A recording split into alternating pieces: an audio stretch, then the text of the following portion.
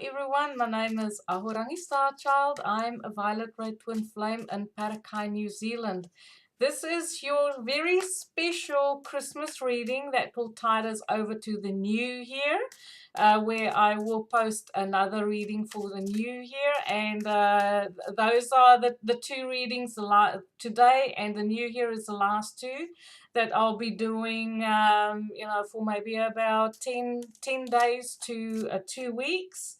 Thank you so much for sharing 2018 with me. Thank you for sharing your journey with me. Thank you for being there, watching, liking, subscribing, commenting, connecting.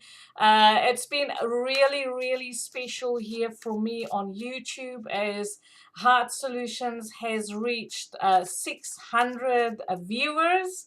And yes, I just want to say I'm truly humbled, and I hope that you can find some inspiration and guidance, upliftment from general readings. So without further ado, I am once again using my Universal Golden Tarot, and please forgive me, this is my favorite deck, okay? So I thought for a special occasion like Christmas, I would like to use it for inspiration. Ilana Fairchild's very special Rumi Oracle cards. I use this deck sparingly because to me it is a very spiritual deck, and it always, it goes to the core and the heart of the matter. And I'm dressed up as a little reindeer because I thought I don't really celebrate Christmas per se, even though I grew up in a very strong Christian background. But I thought this morning, well, if I could choose in which department of Santa's I would sign up for, it would be the reindeer, because as everyone knows, I love flying. I'm a skydiver, and I mean, maybe being on the team that pulls the sleigh around the world, yeah, I guess that's my gig, so let's go. So because we're covering quite an extended period of time, I think 9 cards would be a good number to draw for Christmas, leading up to Christmas, and taking us to New Year. There will be a full moon on Christmas Day. I haven't checked out the exact, degrees, but it will be in Cancer. So there's a focus around the feminine, mothers. Well, normally it is a mum organizing the Christmas meal and all the parties and getting the family together. The woman always seems to be taking lead when it comes to organizing all those things. But I know that the masculine is very supportive of us and very appreciative of what we do. Okay. Drawing the cards for Christmas, leading up to Christmas.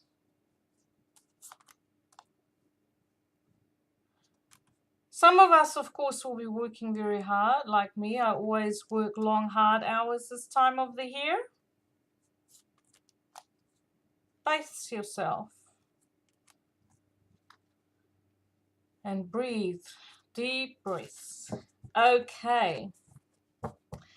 The first card that comes up is the Star. So, leading up to Christmas, my personal experience has always been a period of duality. 9, for a lot of people, Christmas is a time where you miss family who couldn't make it to, in the physical, to spend time with you. It's a time where you remember family members who had crossed over. It's a time also where you reach out, to that family member, that friend that you haven't spoken to or seen in quite a long time. So there's a focus on communication worldwide, globally. This is a card that's ruled by Aquarius, so it is about going into a larger network of communication. Okay, so I see the emails going out, I see the Christmas cards going out, I see picking up the phone and calling people and sharing with them experiences, that you have gone through, like catching up, sharing your experiences that you've had in the last year. We also have justice coming up. So for some of us, there is a focus on being fair, wanting to do the right thing, wanting to keep the balance in life, because it can be a very chaotic period of time. So, and I do get the feeling if you are out of balance somewhere, that it will show up as a warning sign. If you're feeling fatigued, it's going to ask you to slow down, ask someone for help. If you if there is people that you feel like you need to patch up the relationships with, because it's been a rough challenging here in the relationship department, there will be that feeling of wanting to compromise, wanting to have the conversations and set things right and restore the balance, restore things the way it used to be, being fair, being open, but also not necessarily being a victim. Okay, it is trying to see both sides and seeing both sides of a situation.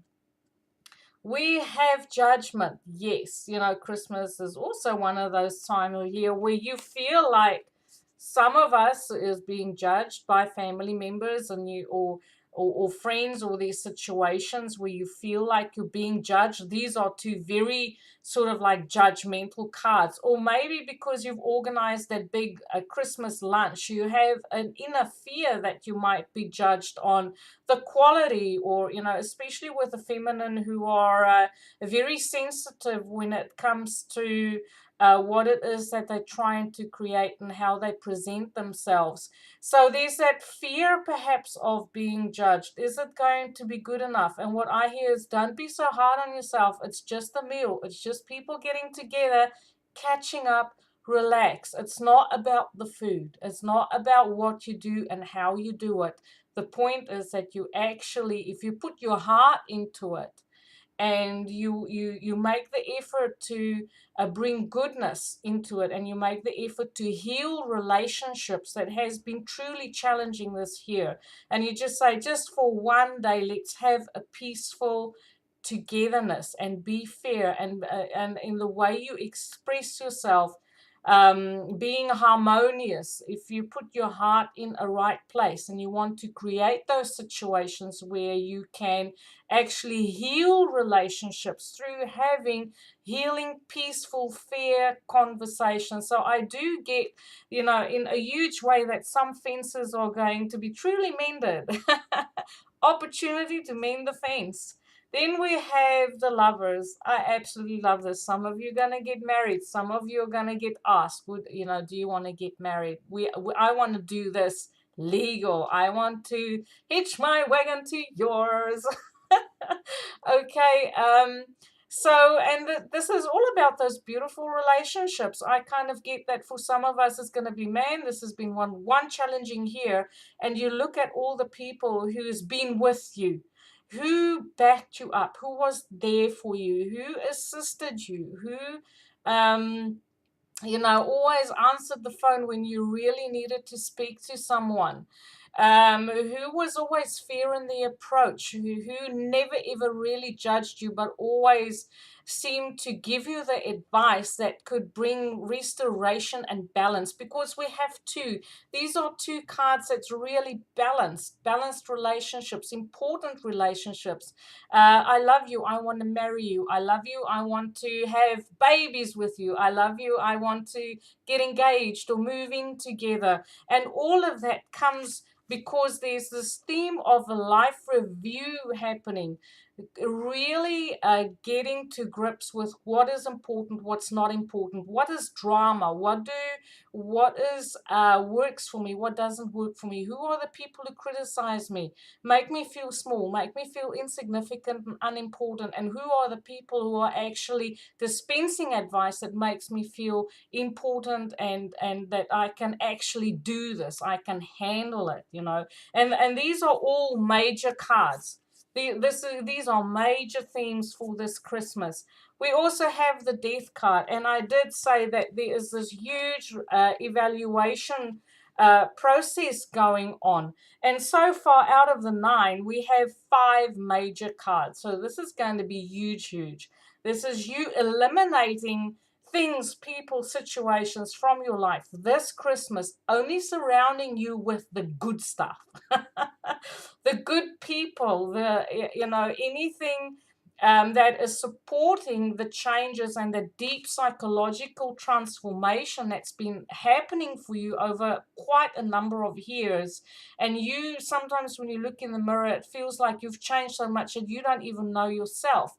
But yet there are still people around you that is very supportive of you coming into this phase. We have new perspectives, new ideas, you expressing yourself in a different way, and they are still there for you, and this process of transformation is still continuing. We have the Hermit. So this is this is huge. Out of the 9, we have 6 major cards. This is closing off. It's the end of the year. Gaining the wisdom of all the lessons that you've learned this year.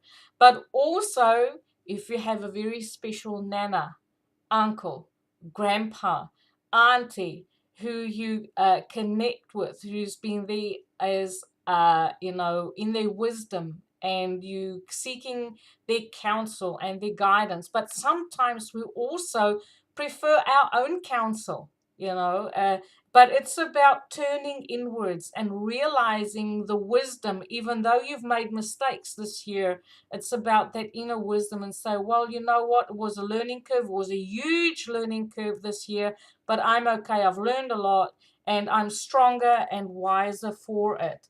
The next card coming up, the High Priestess. Yeah. Okay. High Priestess is, you want to get that reading. It's the end of the year, where you're going to call someone like me to say, hey, can I make an appointment? What's coming in for the new year for me? Or around about your birthday is always a good time to get a reading. But this is also the older woman, the older feminine, the wise woman that is coming in. And I kind of get that, around Christmas, there's also sometimes family secrets being revealed. Okay, because the High Priestess is the keeper of secrets. We have the Death card there, which is ruled by Scorpio. And along comes the little hermit with his little lamp, and he goes like, oh, what do we have here? So don't be surprised if on the hush, or maybe in the background, where you quietly go into conversation with a person and information comes out and you go like, oh, I didn't know that. I didn't know that that happened, or that this person went through that, and it doesn't have to be any drama. It is just information coming out, coming to the fore, coming to light, of things that had happened that you're totally unaware of, especially if you haven't been in contact with people. If you've lost contact with people, like a family or friends, and you have that catch up, there's going to be this moment where, and it's in the dark. Remember the star and the lamp, this is little tiny lights that is just sort of shedding a light on something in the dark. And we have the Scorpio ruled card there as well. We have the High Priestess there. So it's the keeper of secrets. It's about confidences as well. Keeping confidences. Someone confiding in you some sort of wisdom, some sort of experience. And it's very hush-hush. And you keep it to yourself. Okay. So don't be surprised if that happens. Then we have the card of opportunity. We have an ace, so really good energy, wanting to get things done, that creativity, that spark is snap, crackle, and pop this Christmas. Mars is going forward. Venus has gone forward. The only planet that needs to go forward now is Uranus, and that will happen early in January. So we are revving our engines to get things done. Okay, so use the energy while it's there. We also have the Queen of Cups. So I do feel that there are people who's going to come to the fore. There's going to be some counseling, just listening to people, being a soundboard, but it's lovely energy. It's open. It's psychic. It's having that emotional sympathy, empathy, sort of energy where you can really get close to the people in your life, and maybe be there for that one person who has been lost contact with the family, with the friend circle, and you just stepping up and you just welcoming, everyone. And I do see a beautiful potential for togetherness and opening up and not having our defenses up, as sometimes it goes around family scenarios where there's always a big family fight on Christmas, right? So we're going to, I do feel that that is an energy where we're going to mend fences rather than blowing things apart this year. Our card for inspiration is very appropriate, the dissolving light. So, inside of us, we have divinity. Always there's divinity. Sorry about my phone. I forgot to put it on silent. It's about your own divine potential, your infinite potential in the way of your divinity. You carry light within you. Our DNA in our body absorbs light. We are light. We're light beings. And this is about bringing your own light into the world, connecting with yourself in your own authenticity to shine your light, recognizing your own light, recognizing your own goodness. And remember, we can't have the light without the dark. There's always a little bit of dark. There's always challenges. But now is the time to say, well, we reflect back on the challenges, and it's about your inner growth and how you met those challenges head on and what you've learned from it. And when we go into the light, it's like a hot summer's sun, all those layers that we've been hiding underneath, our masks that we wear, in the way of, wanting to be someone that we're not really, that doesn't really resonate for us because that's what society expects us to be. When you go into the light, you have to become your authentic self because all the masks dissolve. It's like when you go into the hot summer sun, you have to take off all the layers of clothes because it just gets so uncomfortable. You cannot be your true authentic self while you're wearing a mask. And this is what it's about. It's about shedding all those layers and standing in your truth and admitting things and say, this is what I've learned, this is how I've grown, and this is how I can bring my experience into this world to help people, to help myself, to make progress, to ascend, and to